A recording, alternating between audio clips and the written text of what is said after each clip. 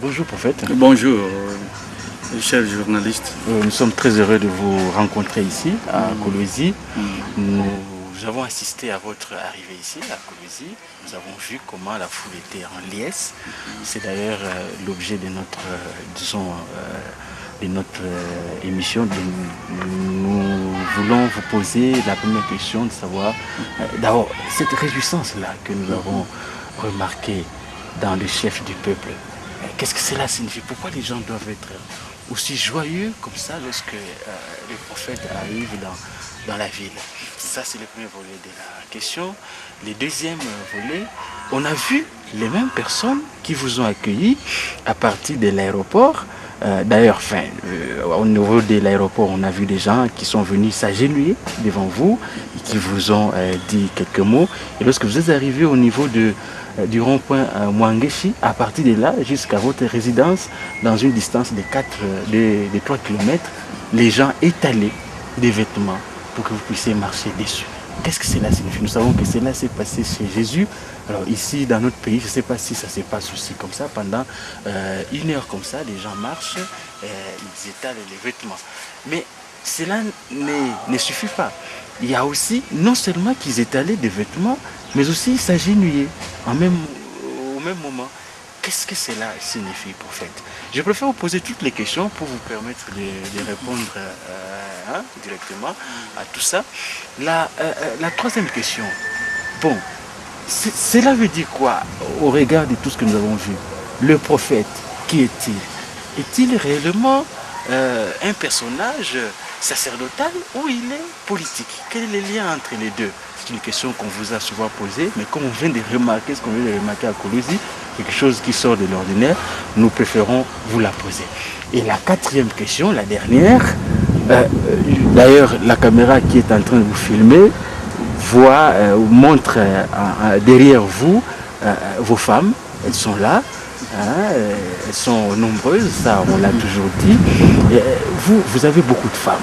Dites-nous, prophète, comment vous arrivez à créer cette harmonie avec vous-même d'abord dans votre vie et avec votre maison en vivant avec beaucoup de femmes comme ça, et vous parvenez quand même à sortir du lot, à vivre.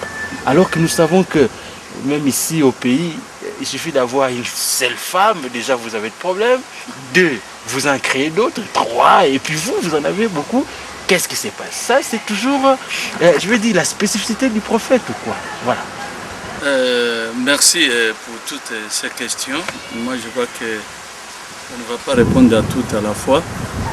Mais commençons par le début, parce que tu demandais cette joie dans la ville, l'effervescence que vous avez vécue au sein de cette population de Kolwezi. Parce que je crois que ce n'est pas la première fois pour toi, mon frère journaliste, que tu as vécu de telles choses, même à Kinshasa, même partout ailleurs. Alors, la joie, c'est quoi d'abord? Parce que ça englobe même toutes les 2 ou 3 questions que vous m'avez posées au début. Cette question que tu viens de poser sur la joie, et on étale des vêtements, et d'autres tombaient même à genoux à cause de la joie. Bon, mais bien sûr que d'aucuns ne pouvaient s'imaginer que devant un être, faibles comme moi, les humains pouvaient s'agenouiller, se prosterner, et alors que l'Écriture dit clairement que c'est devant celui qui a souffert sur la croix. Bon. Et j'aimerais, la question a été très bien posée, et merci d'abord pour l'avoir posée, afin de pouvoir éclairer mes compatriotes, ce peuple que Dieu aime et qui est en train de souffrir. J'aimerais, avant de répondre à la question, faire savoir d'abord aux bien-aimés, les bien-aimés dont je parle, ce n'est pas tous, ne sont pas nécessairement ceux qui communient avec moi, mais tout le peuple. Parce que ma mission à moi, c'est de pouvoir m'adresser au peuple et non pas à une minorité que nous appelons être l'Église. Non, tout le peuple. Parce que j'avais dit à l'époque que le peuple congolais est considéré comme une église déjà. Et au travers lui, je vois les nations. Jésus dira ceci, je rappelle, que ce qui étonne, c'est parce que c'était en forme de parabole, quand les choses avaient été annoncées, par le Créateur lui-même. De par ces saints prophètes, Jésus dira ceci. Parce que c'est la personne en laquelle on fait confiance et que nous, en laquelle on croit. Il va balancer les passages à partir de Matthieu 13. Versets 34 et 35. L'envoyé de Dieu dit ceci. Je parle bien de Jésus. Il dit: Jésus dit à la foule toutes ces choses en parabole, et il ne lui parlait point sans parabole, afin que s'accomplisse ce qui avait été annoncé par le prophète. J'ouvrirai ma bouche en parabole, je publierai des choses cachées depuis la création du monde. Donc, ce sont les choses cachées pour lesquelles Jésus était venu. Ce sont les choses cachées plutôt, pour lesquelles l'homme de Dieu, c'est-à-dire tout prophète, vient sur la terre. C'est pour ces choses-là. Donc, quand un prophète est suscité par l'Éternel du milieu d'un peuple, alors il faut comprendre que Dieu a besoin de pouvoir révéler à ce peuple-là les choses qui étaient cachées depuis la création. Ce n'est pas nécessairement en la personne de Jésus, mais aussi en la personne de tous ceux qui devaient suivre, c'est-à-dire, puisque Jésus étant l'agneau du matin, comme je l'avais expliqué, il y a l'agneau du soir aussi. Et l'agneau du soir n'est pas blanc, n'est pas rouge, n'a pas la peau basanée, il est tout noir, la peau d'ébène. Alors, cet homme-là, quand il vient, lui aussi il vient pour ouvrir sa bouche, afin d'ouvrir les choses qui étaient cachées, qui étaient méconnues du monde. Et c'est pour cette raison, je peux revenir aux paroles du prophète Isaïe qui dit: un prophète, quand il naît et quand il se met au travail, le travail pour lequel l'Éternel Dieu le fait venir sur terre, il sert des signes et des présages dans toute sa vie. Comme tu le disais, derrière moi se retrouvent ceux qui sont au service de l'Éternel Dieu et que l'Éternel Dieu a mis à mes côtés pour m'aider, c'est-à-dire mes femmes. Alors, à cette question, je vais y répondre, mais j'ai dit ces femmes-là sont là comme signe et présage. Mis à part mes femmes, Dieu m'a accordé la grâce de pouvoir engendrer aussi les enfants. Et je crois que ce ne sont pas les Quinois ni les Louchois qui peuvent se demander si j'ai des enfants aussi. Le fait qu'on m'accuse d'être magicien, d'être je ne sais pas quoi, mystique ou... mais je crois que je dois leur dire, ils disent que c'est la raison pour laquelle il n'a pas d'enfants. Mais je vous fais savoir pour corriger ça que j'ai engendré beaucoup d'enfants. Et il est impossible que j'ai beaucoup de femmes sans avoir des enfants. Ça serait vraiment un phénomène qui ne donnerait pas une bonne image. Donc, Dieu m'a accordé les enfants, j'en ai. Pas moins de 10, bien sûr. Et peut-être je vais continuer à les avoir jusqu'à ce que j'atteigne la vieillesse. Donc, oui, j'espère bien. Alors, quant à la question posée, pourquoi tomber d'abord à genoux? Et parce que je ne leur ai pas demandé, je ne leur ai pas enseigné, disant vous agenouillez ou bien vous vous prosternez. C'est dans l'euphorie, dans la joie extrême. Et vous, tu sais, cher journaliste, cette ville, elle m'appartient comme la ville de Calémie. Ce sont les deux villes à partir desquelles l'Éternel m'a consolé et m'a utilisé. C'est Calémie et Kolwezi. Les villes à partir desquelles j'ai eu toutes ces femmes. Et mis à part la française d'origine américaine, celle-là, Dieu l'a amenée pour servir de signe seulement. Ah, vous en avez aussi? Oui, des signes. Alors, c'est la raison pour laquelle, pour revenir à la question, d'abord tomber, il est dit ceci. Il n'était pas dit que tout genou fléchirait seulement devant ce fils de David là, qui est réellement son fils est dans la chair. Non. De toute l'écriture, l'Éternel Dieu nous avait présenté deux princes et non pas un. C'est comme le rêve qu'on s'était glissé de l'agneau. De l'agneau.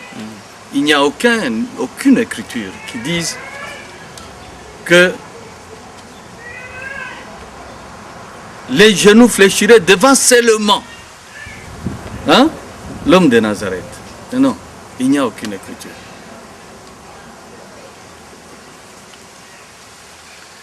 Je crois que à l'avenir, je vais revenir sur ce point. Il n'y a aucune écriture. Raison pour laquelle tu as vu les gens tomber et les autres, je les relevais moi-même. Des femmes qui tombaient, je les relevais. Je crois que vous avez des images. Je ne pense pas que vous ayez perdu une seule minute. Mais puisqu'il y avait beaucoup de caméras. Alors, raison pour laquelle, en toute humilité, je peux te faire comprendre, pour faire comprendre aux compatriotes que tomber à genoux, ils n'ont pas péché. Pourquoi? Ces femmes, ces hommes qui tombaient, avaient voulu tout simplement honorer l'Éternel Dieu qui a envoyé Paul-Joseph Mukungwabila. Et ce Dieu-là ne va pas compter ces gestes-là comme étant un péché. Pourquoi? Parce que de toute l'écriture, il y a deux personnes au devant desquelles on devait fléchir les genoux. Ces deux personnes, l'une de ces deux personnes, vous la connaissez déjà, c'est Jésus de Nazareth. Et tout le monde, à l'unanimité, on accepte ça. Bien que les autres refusent de pouvoir s'incliner devant lui. Tandis que l'une d'autre, c'est un Africain qui a été représenté comme type, un Israélite, qu'on a compté comme étant un Africain. Et avant de le citer, j'aimerais d'abord qu'on lise Philippiens, chapitre 2, verset, commence par 8 jusqu'à 11. Il dit, il s'est humilié lui-même, oui. Il s'est humilié lui-même, se rendant obéissant jusqu'à la mort. C'est Jésus de Nazareth. Jusqu'à la mort de la croix. C'est pourquoi aussi Dieu l'a souverainement élevé. À cause de cette humiliation, Dieu l'a souverainement élevé. Et lui a donné le nom qui est au-dessus de tout nom. Alléluia. Afin qu'au nom de Jésus, tout genou fléchisse dans les cieux, sur la terre et sous la terre. Alléluia. Et que toute langue confesse que Jésus-Christ est Seigneur à la gloire du Dieu le Père. Du Dieu le Père.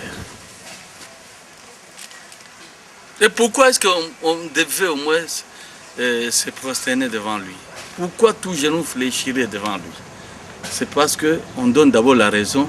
Il a accepté la mort, il a accepté l'humiliation, il a accepté la souffrance. Et à cause de cela, ce n'était pas un cachet, comme si quand il naissait, c'était ça qu'il devait. Non. Bien sûr, à tout Seigneur, tout honneur.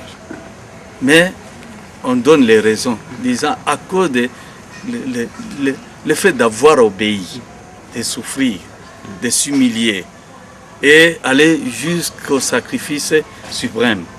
Alors Dieu l'a souverainement élevé. Tu comprends? Et c'est comme ça qu'il a été. Tandis que un autre, dont le nom n'a pas été cité, je le cite, c'est Joseph. Jésus, qui venait, avait le cachet, c'est parce que Dieu a dit, toi Judas, tu vas recevoir ça, tu es un prince. C'est du milieu de toi que sort un prince. Donc, on revient à Jésus disant, s'il s'est humilié, il a obéi. Alors voilà, et raison pour laquelle tout genou devait fléchir. Mais ici, on dit que ça venait de très loin. L'Éternel Dieu va mettre dans le cœur de Jacob de pouvoir bénir ses enfants, disant, je vais m'en aller. Alors, tous mes enfants, venez auprès de moi. Je vais vous prédire ce qui va vous arriver dans la suite du temps. Genèse 49, verset 1, 2, il dit, Jacob appela ses fils et dit, assemblez-vous, et je vous annoncerai ce qui vous arrivera dans la suite des temps. Alléluia. Et alors, au verset 49, verset 10 et 11, donc, il dit, le sceptre ne s'éloignera point de Juda, ni le bâton souverain d'entre ses pieds, jusqu'à ce que vienne le Shiloh et que le peuple lui obéisse. Il attache à la vigne son âne au meilleur cep. On ne va pas aller très loin d'abord. Donc, le sceptre ne va pas s'éloigner de Juda. Jusqu'à ce que Shiloh arrive. Et le Shiloh dont il est question, c'est qui? Donc, l'Écriture répond au verset 22, jusqu'à 22 seulement. On s'arrête là. Il dit, Joseph est le rejeton d'un arbre fertile. Le rejeton d'un arbre fertile près d'une source. Les branches s'élèvent au-dessus de la muraille. C'est compris? Un autre se présente. Mis à part Juda, on nous cite Shiloh. Et le Shiloh là est représenté par Joseph. Parce que ce sont les enfants qui étaient présents. Alors, c'est Juda et Joseph. Il faut comprendre que les tribus auxquelles ils appartenaient, c'était différentes tribus parmi les 12. Donc, il y a ceux qui appartenaient à Juda et d'autres qui appartenaient à Shiloh, mais qui étaient représentés par l'enfant qui était présent, c'était Joseph. Donc Joseph était le type de celui qui allait venir. Comme il était présent pendant la vie de son papa, alors c'est comme ça qu'il a accepté Joseph. Et que à partir de Joseph, l'Éternel Dieu va montrer que ça ne va pas se passer dans le même temps. C'est dans des temps différents. Raison pour laquelle Juda, toi, c'est là, ta prophétie va commencer. Après toi, viendra maintenant l'autre, qui viendra de l'autre côté, mais qui sera compté comme un enfant de Jacob. Parce que Jacob dira, quand il est arrivé en Égypte, vous vous rappelez, il va appeler Joseph pour lui dire, présente-moi tes enfants. Et il va lui présenter les deux enfants, Manassé et Ephraïm. Donc, Manassé et Ephraïm, alors quand il va se présenter, c'est comme ça qu'il va les bénir. Et bénir Manassé, parmi les deux enfants, c'est Manassé qui est élevé. Pour les genoux, je crois que tu as compris pourquoi il tombait. Je reviens maintenant pour l'étalage, donc pourquoi ils étendaient les vêtements. Oui, juste une parenthèse, prophète. Oui. Si je vous comprends bien, c'est que Shiloh, c'est différent de Jésus. Très différent. Alors que ici, notamment au Congo, on présente Jésus comme aussi les Shiloh, on les chante aussi. Non. Oui, donc je crois que revient un peu en Genèse 49, verset 10, il dit ceci. Le sceptre ne s'éloignera point de Juda. Arrête. Judas, c'est ça, Jésus. Et ça, ça ne présente pas de difficultés à toutes les églises. Judas, c'est Jésus. Le sceptre, Mukombo Abulopo, Bakura la Kifalme, en Lingala, Lingenda, Yabokonzi. Ça ne va pas s'éloigner de Judas, c'est-à-dire Jésus. le roi. Ok, Christ, le roi. Et le sceptre-là va être gardé en Juda jusqu'à ce que Shiloh arrive.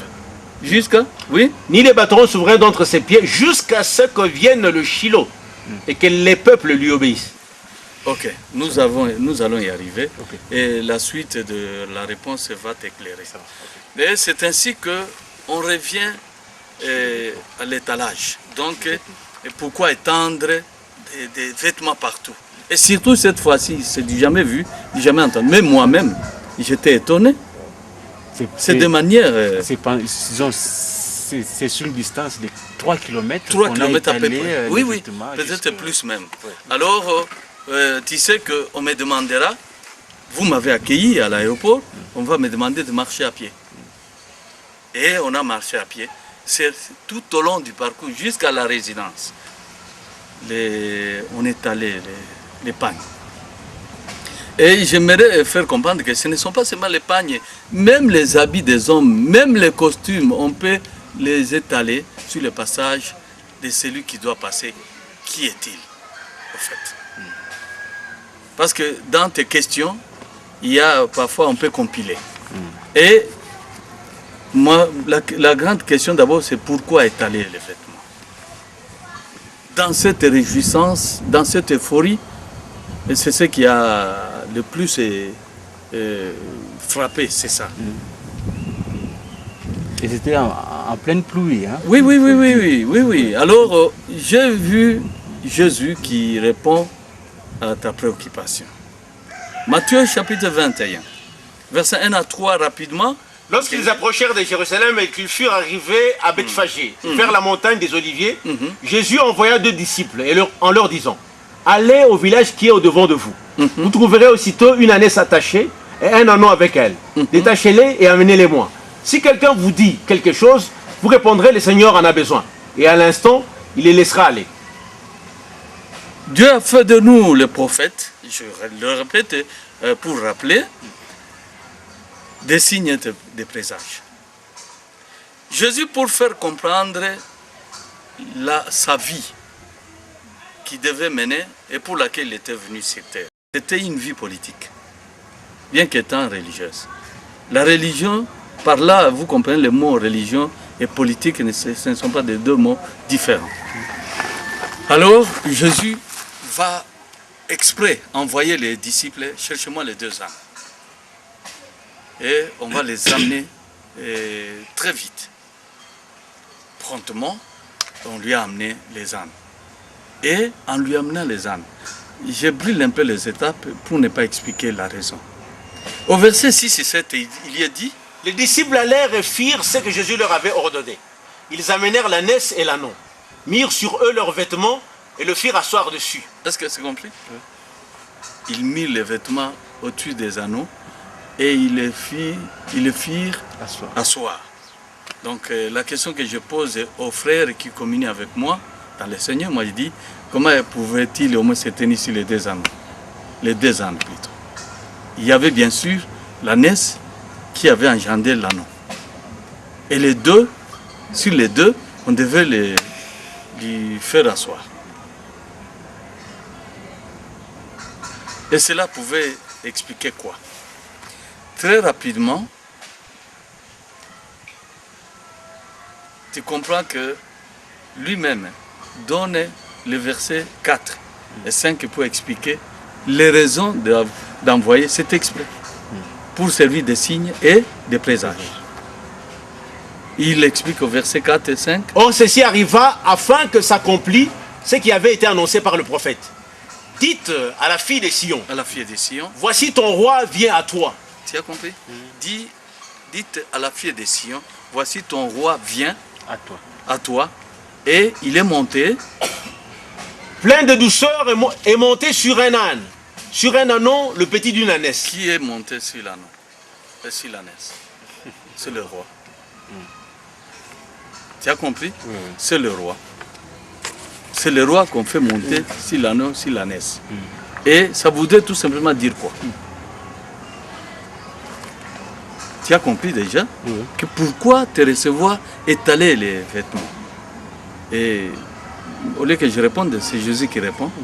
qui dit, le fait d'avoir appelé ça, c'est pour faire comprendre qu'il y a la présence de deux rois, c'est-à-dire deux ânes. Et c'est la raison pour laquelle on étale les vêtements et on jonche de la terre les arbres, les branches d'arbres, c'est-à-dire des rameaux.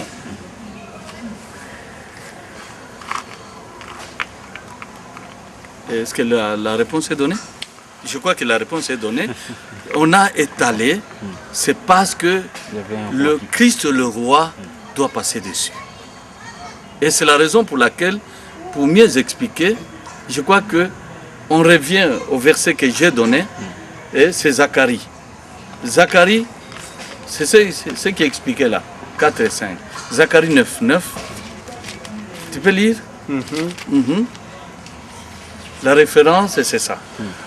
9, 9. Sois transporté d'allégresse, fille des Sion, pousse des cris de joie, fille de Jérusalem. Voici ton roi vient à toi, il est juste et victorieux. Il est humble, monté sur un âne, le petit d'une ânesse. Donc l'allégresse et la joie que vous avez vécue, que nous avons vécu tous, c'est parce qu'ils ont vu le roi qui arrive, c'est le Christ. Le Christ, c'est le roi. Et si vous ne le saviez pas, il faut le savoir.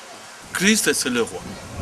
Il y en a d'autres qui répètent des mots comme des slogans vides, hein, disant Christ est mon roi, Christ est mon roi. Mais ce n'est pas une ironie ou bien comme si c'était une comédie qu'on voudrait jouer. Non, c'est véritablement le roi. Et personne n'ignore que ce qui est arrivé. Ce qui est arrivé à sa naissance, c'était quoi? On disait qu'il y a un enfant qui vient de naître, je ne sais pas de quelle tribu. Non.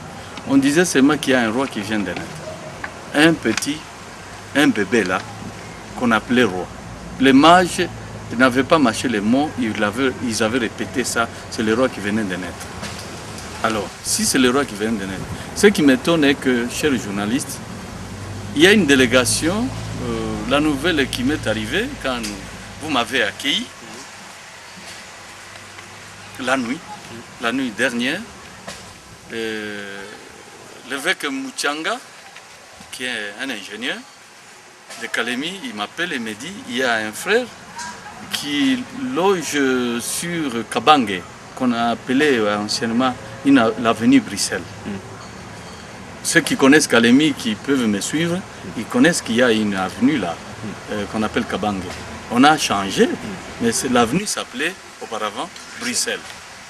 Sur cette avenue, c'est là où est hébergé cet homme, qui est venu de Malemba, de Malemba-Nkoul. Vous savez, c'est en plein Balouba, en plein milieu Balouba. Donc c'est de là que vient l'homme. Alors, il y a une délégation américaine qui est arrivée. On me dit que cette délégation est constituée de 4 Américains qui sont venus pour dire que nous avons eu des visions à partir d'Amérique qui nous annonçaient la naissance de l'enfant, du roi qui vient de naître ici au Congo. Comme c'était en Israël, à Bethléem. Et nous avons reçu ce message. Voilà la raison pour laquelle nous venons d'arriver. Ils avaient des jeeps comme moyen de transport. Alors, ils visitaient les endroits, ils filmaient, ils photographiaient et ils ne voyaient pas l'enfant. Les Balouba sont étonnés et berlués, disant, on vous a dit, oui, on nous a dit ça. Et c'est comme ça que il y a un peu d'étonnement dans cette contrée-là. Et ils sont en train d'aller, ils se sont transportés de là, aller vers Moulongo. Donc, pour se renseigner s'ils pouvaient dénicher là où venait de naître l'enfant. C'est comme ça qu'on va leur dire que, bon, c'est l'enfant que vous souhaitez. On nous dit que cet enfant, c'est le roi qui vient de naître, comme Jésus. Et qui va s'élever à partir de ce pays. Et Muchanga va appeler les types pour le voir et il va lui relater tous les faits. Parce que lui a vécu ça. Il lui dira non, quand tu viens d'arriver ici à Kalemi, comme tu es de Kalemi, Parce que tu ne connais pas cette histoire ici, de la visitation de l'ange. Cet enfant-là, le type dont on parle, ce n'est pas un autre, c'est l'homme ici. À sa naissance, l'étoile est tombée chez eux, à Caballo. Cette histoire est connue des Blancs. Ce ne sont pas seulement les Noirs. Les colonisateurs connaissent qu'en 1947, l'étoile est allée tomber à côté de l'aéroport de Calémie. À côté, le trou est là jusqu'aujourd'hui. C'est tombé, ça s'est enfoui dans les entrailles de la terre, cette étoile. Dans les prophéties de Kimbangu, je crois qu'il en a parlé ici, le Kimbangu. Il en a parlé quand il est arrivé aux alentours de 1951. Hein? C'est 50-51. Kimbangu est arrivé à Kabal.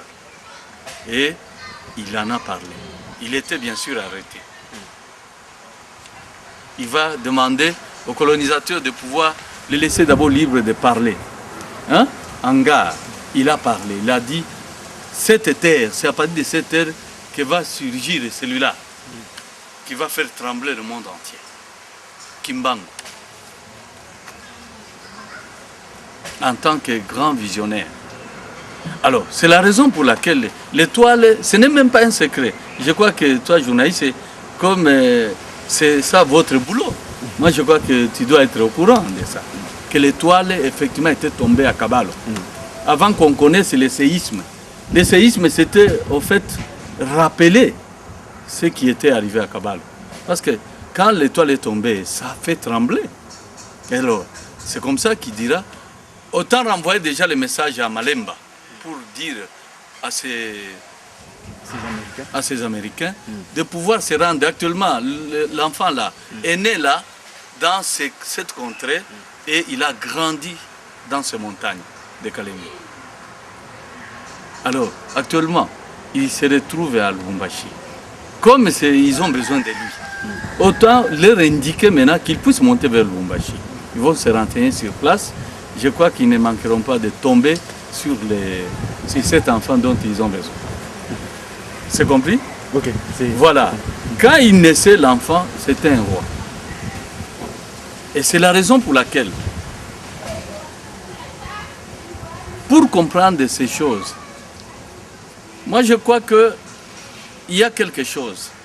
Tout à l'heure, j'ai lu le passage du deuxième prince. Le deuxième prince n'était pas nécessairement un Israélite, c'était un Africain, mais qui était représenté par Joseph. Raison pour laquelle, à propos de Joseph, il était dit ceci. Vous connaissez comment il avait été arrêté. Et tous nous connaissons, parce qu'en lisant l'Écriture, on comprend comment Dieu l'a élevé à partir de cette humiliation-là. On l'avait fait sortir. Et parce que Pharaon venait de faire un songe qui l'avait troublé. Et c'est ainsi que on va faire venir vite Joseph, parce que ça avait compliqué, et on leur dira, parce qu'un de ceux qui avait été enfermé là-bas, dira, mais nous on était enfermés avec quelqu'un qui est drôle là. Il a une sagesse et une intelligence incroyable. Et c'est comme ça que, directement, on fit venir Joseph. Et quand Joseph est arrivé, Pharaon dira ceci. Oui, ça va très vite. Je vais reprendre en répondant à la deuxième question. Donc, en lisant Genèse chapitre 41, verset 37 jusqu'à 42, 37 jusqu'à 42, 43, 44, il dit ceci. Ces paroles plurent à Pharaon et à tous ses serviteurs. Et Pharaon dit à ses serviteurs, trouverions-nous un homme comme celui-ci, ayant en lui l'esprit de Dieu? Et Pharaon dit à Joseph, puisque Dieu t'a fait connaître toutes ces choses, il n'y a personne qui soit aussi intelligent et aussi sage que toi. Je t'établis sur ma maison et sur tout mon peuple, et tout mon peuple obéira à tes ordres. Le trône seul m'élèvera au-dessus de toi. Pharaon dit à Joseph, vois, je te donne le commandement de tout le pays d'Égypte. Pharaon ôta son anneau de la main et le mit à la main de Joseph. Il le revêtit d'habits de fin lin et lui mit un collier d'or au cou. Il le fit monter sur le char qui suivait le sien. Et l'on criait devant lui, à genoux, C'est ainsi que Pharaon lui donna le commandement de tout le pays d'Égypte. À genoux. Donc, Pharaon dit, ce qui va me différencier de toi, c'est seulement mon trône. Sinon, tout l'Égypte doit s'incliner. Voilà la deuxième personne. Or, Joseph, ce n'est pas pour lui-même. Joseph, c'était pour l'homme africain que lui a engendré à partir de maman Asnat. Cet enfant, c'est Ephraïm, comme je le disais, puisqu'on n'a pas le temps de lire tous les versets. Et Ézéchiel précise cela. Ézéchiel 37, verset 15 à 17, rapidement. 37, 15 à 17. On va terminer peut-être. La parole de l'Éternel me fut adressée en ces mots. Et toi, fils de l'homme, prends une pièce de bois, écris dessus. Pour Judas et pour les enfants d'Israël qui sont associés. Prends une autre pièce de bois et écris dessus. Pour Joseph, bois d'Ephraïm et de toute la maison d'Israël qui lui est associée. Donc, je vais revenir à ce verset dans la deuxième réponse. Ce sont des réponses qui répondent aux mêmes choses. Alors, allons maintenant pour terminer avec Matthieu 21, verset, reprenez 6 jusqu'à 8, jusqu'à 9. Les disciples allèrent et firent ce que Jésus leur avait ordonné. Ils amenèrent l'ânesse et l'ânon, mirent sur eux leurs vêtements et le firent asseoir dessus. La plupart des gens de la foule étendirent leurs vêtements sur le chemin, d'autres coupèrent des branches d'arbres et enjonchèrent la route. Ceux qui précédaient et ceux qui suivaient Jésus criaient « Hosanna au fils de David ! Béni soit celui qui vient au nom du Seigneur !» Il y avait deux slogans, s'il te plaît. Ce que tu avais vécu, l'Écriture dit la plupart de ceux qui étalaient les vêtements, c'était ceux qui étalaient les vêtements. Tandis qu'un petit nombre, c'est ceux qui prenaient les choses, les branches de choses, oui, des rameaux, et qui les étalaient aussi. Donc, la grande partie, la majorité, comme j'avais enseigné, il y a deux groupes. Nous sommes scindés en deux groupes. Dieu, pour sauver le monde, il a construit l'épouse en deux cœurs. La majorité, la grande foule, ce sont ceux des païens, ceux qui viennent des gentils. Tandis que la petite, ce sont ceux qui avaient cru au ministère de Jésus. C'est-à-dire, eux sont en petit nombre. Raison pour laquelle tu vois, ceux qui étalaient les vêtements, c'était en grand nombre. Et c'est exactement en ces temps que ça devait s'accomplir, comme tu as pu vivre ça. Donc ils ont stigmatisé que c'est aujourd'hui que nous devons étendre les vêtements. Tandis que les branches, c'était en ces temps-là. Mais les slogans aussi, les slogans d'aujourd'hui, c'est « Béni soit celui qui vient » au nom de l'Éternel. C'est-à-dire, il n'était pas de la famille, mais Dieu l'a béni pour en faire au moins une deuxième bannière. Et comme le temps nous fait défaut, je crois que je vais ajouter dans la réponse qui suit.